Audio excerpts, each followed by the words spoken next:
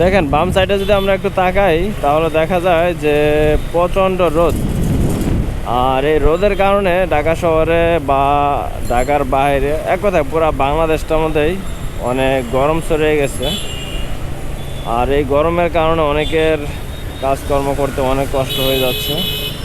তবে এই গরম হয়তো বা কিছুদিন থাকবে। তো গরম থাকলে আমাদের কিছু করার নাই, দেখা গেছে ওইভাবে সচেতনভাবে থাকতে হবে। আর গরমে আপনারা যেটা করবেন সেটা হচ্ছে বেশি বেশি পানি খাবেন, পানির সাথে স্যালাইন মিক্স করে খাবেন, তাহলে আরও বেশি উপকার হবে। আর গরমে কাজকর্ম করে একদম ঘেমে গেছেন, এই অবস্থায় হুট করে আপনি ফ্রিজ থেকে বের করে ঠান্ডা পানি খাবেন তো মরবেন। তো এটা ভুলেও করবেন না, ফ্রিজ থেকে ঠান্ডা পানি সরাসরি খাবেন না, পারলে পানি দিয়ে মিক্স করে খাবেন।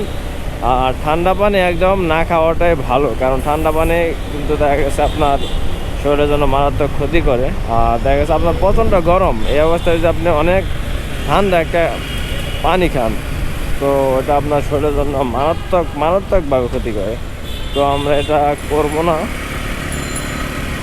সচেতনভাবে থাকবো। আর যদি কোনো বিশেষ কাজ না থাকে তাহলে এই রোদের মধ্যে বাসা থেকে বের না হওয়াটাই ভালো, কারণ তাপমাত্রা অত্যাধিক পরিমাণে বেড়ে গেছে।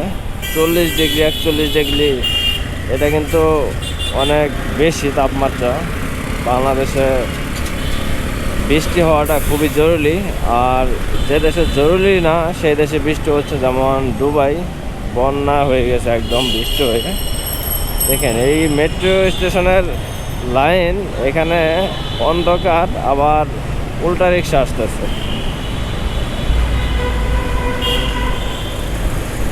যাই হোক, যেটা বলতেছিলাম আর কি, গরমে বেশি বেশি পানি খাবেন, স্যালাইন খাবেন, আর লেবু শরবত খাওয়ার চেষ্টা করবেন। যতদূর সম্ভব বাসা থেকে বের না হওয়ার চেষ্টা করবেন, এই আর কি।